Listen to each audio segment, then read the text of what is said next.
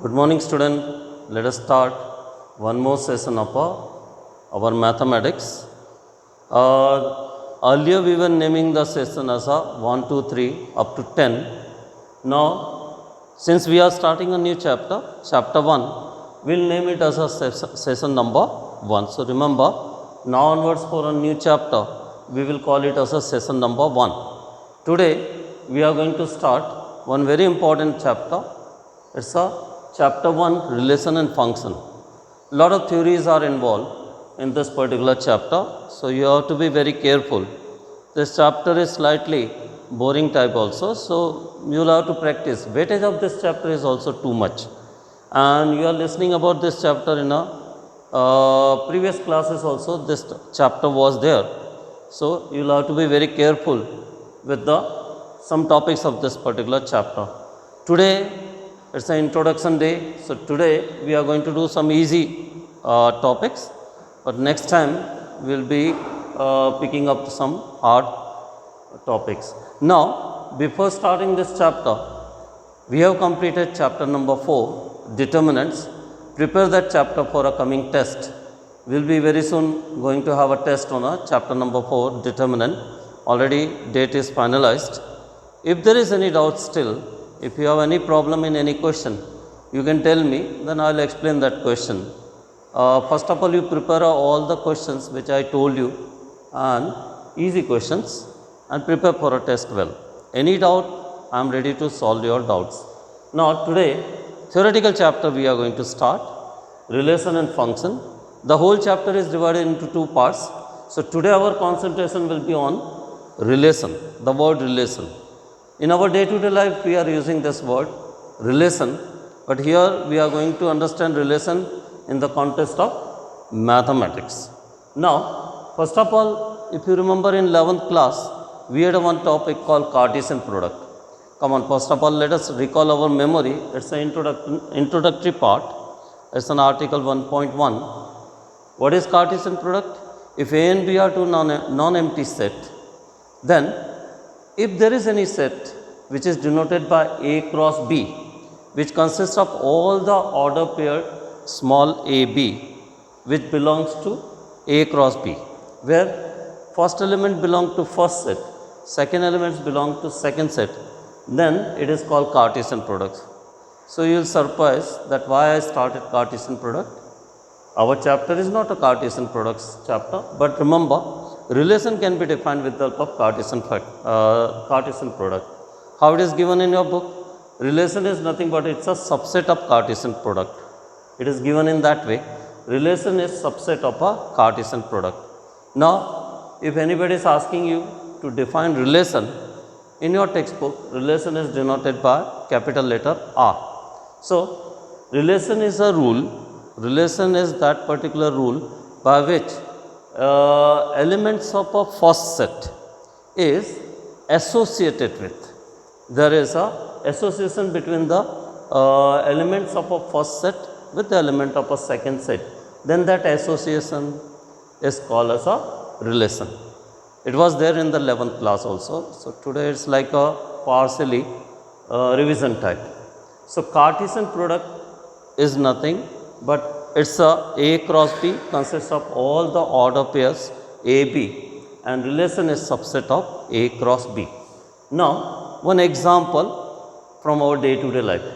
If A and B are two brothers, suppose A and B are two brothers, then A is brother of B. So, is brother of B mathematically will be written by A R B, and separately this R will be actually is brother of.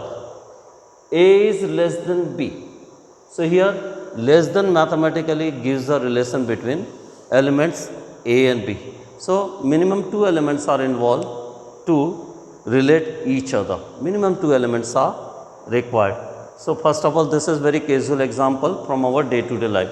Now, second part of this particular chapter is types of relation. Some easy types are given. First one is empty relation.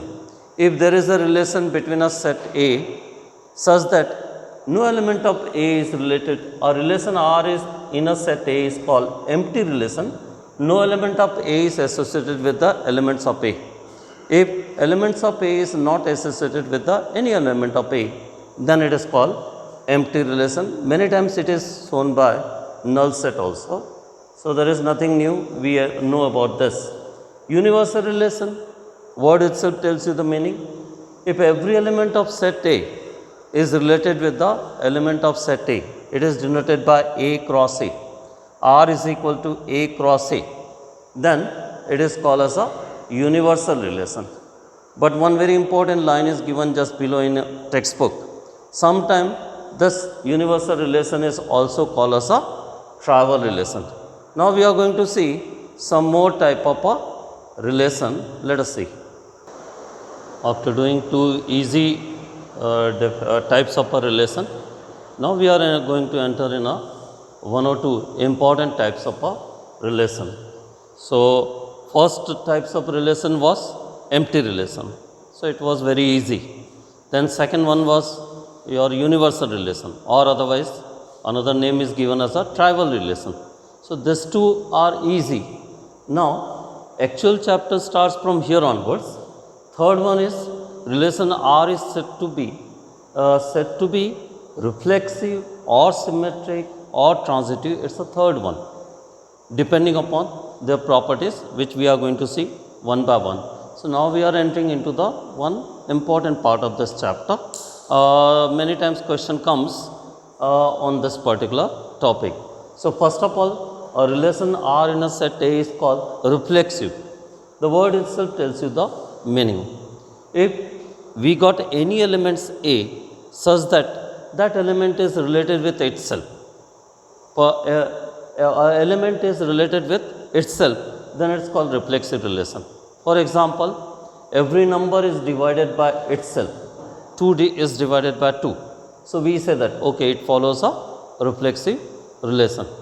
But if you say 2 is greater than 2, so it's not a reflexive relation. Greater than or less than is not a reflexive relation, but equal to is a reflexive relation. Then symmetric relation, under the same heading, the third definition, symmetric relation. Now in first relation we had only one element, but in second we got two elements A, B. Now this relation says that if A, B are two elements such that if AB is related to R and BA is related to R, then R is said to be a symmetric relation. Now one nice example is, if there are two boys, if suppose we keep a name of boys, boy A and boy B. So if A is brother of B, it's quite obvious that B is brother of A.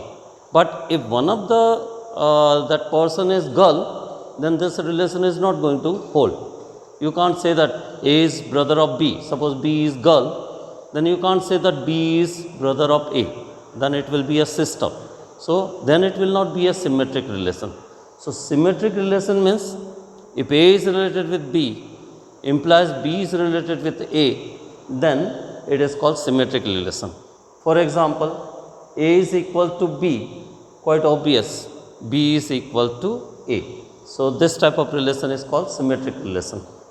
Transitive one, now in first only one element was involved, second there were two elements, now in third, suppose there are three elements of any set is involved, and how all three are related in this way.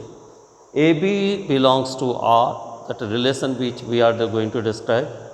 Then BC belongs to R such that AC belongs to R, then it is called transitive relation. Now one nice example comes in my mind. Suppose if you take three numbers, any three numbers, natural number, 3, 4 and 5. So how we can say 3 is less than 4, quite obvious. 4 is less than 5, quite obvious. So surely 3 is less than 5. So this type of relation is called transitive relation. There are many such examples in our day-to-day life also. For example, area of triangle A is greater than area of triangle B, and area of triangle B is greater than area of triangle C. Quite obvious, area of triangle A will be greater than C. So if such property holds, then it is called as a transitive relation. So in transitive relation, 3 elements are involved. So remember this, because the coming exercise 1.1, we got many questions on this particular topic. Now definition number 4 according to your order of your book, equivalence relation. Now any relation which follows above 3 properties. What are the 3 properties? It's a reflexive, it's a symmetric or a transitive, then that relation is called equivalence relation. How it is given in a book? A relation R in a set A is called equivalence relation if R is reflexive, symmetric as well as transitive. Many times I have seen in a board paper, 2 marks or 3 marks question comes. They will describe one relation and they will ask you to prove that that relation is equivalence relation.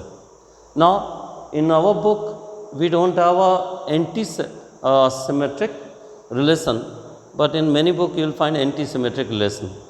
If AB is not equal to BA, then it is called anti-symmetric relation. That we'll see afterwards. Now I picked up 1 or 2 example. One example is given in your book. Let T be set of all triangles. You can use any letter. Here I took a letter from your textbook. Suppose T stands for a triangle, capital T. Now relation is congruent relation. So suppose they are asking you how the question is. Example 2 is given in your book. Let T be the set of all triangles in a plane and relation R is congruent, then prove that it's a equivalence relation. How we are going to prove? So first of all put a heading, reflexive. Come on, can you not say that T1 is congruent to T1? Yeah, every triangle is congruent to itself. So it follows reflexive property, reflexive relation. Similarly, T1 is congruent to T2 implies T2 is congruent to T1. So yeah, it follows a symmetric property also. Then third one is T1 is congruent to T2. Then T2 is congruent to T3. What do you say? It follows automatically you can say that T1 is congruent to T3. So again, if question is given, prove that relation R is equivalence relation, go for all these 3 relations, and if they follows this all 3 properties, I call it as property. So if they follows all these 3 properties, then we say that equivalence relation. Ideal question for 3 marks. Now intentionally today I picked up one easy question from exercise 1.1. What is that question? There is one question I picked up from the exercise, question number 1 part 3. One set A is given where we got 6 elements. 1, 2, 3, 4, 5, 6 elements are there. And what they are asking you, first of all relation is described. How the relation is? R is equal to XY. They can give you YX also or XY, it depends. Y is divisible by X. And they are asking you, prove that it follows equivalence relation or not. So come on, let us see whether they follows equivalence relation or not. Relation is Y is divisible by X. Come on, first one is, suppose Y or X is element of A. What do you say? Every element is divisible by itself. So Y is divisible by Y. So it follows reflexive relation. If you are picking up any elements from this set A, come on, 3 elements. What do you say? 3 is divided by 3. So it's a reflexive property. So question number 1 part 3, it follows reflexive properties. But let us see symmetric properties. Pick up any 2 elements. If Y is divisible by X, can you say that X is divisible by Y? I don't think so. Come on, pick up any 2 elements. Suppose 2 is divisible by 1. 2 is divisible by 1, but 1 is not divisible by 2. It will come in fraction when we are dealing with the natural number. So it is not following the symmetric property. Transitive property, let us see. Transitive property or relation, we'll see. For example, Y is divisible by X, then x is divisible by z, surely y is divisible by that z. For example, you pick up any 3 elements, 2 is divisible by 1 and 4 is divisible by 2. So, automatically 4 will be divisible by 1. So, it follows the transitive properties.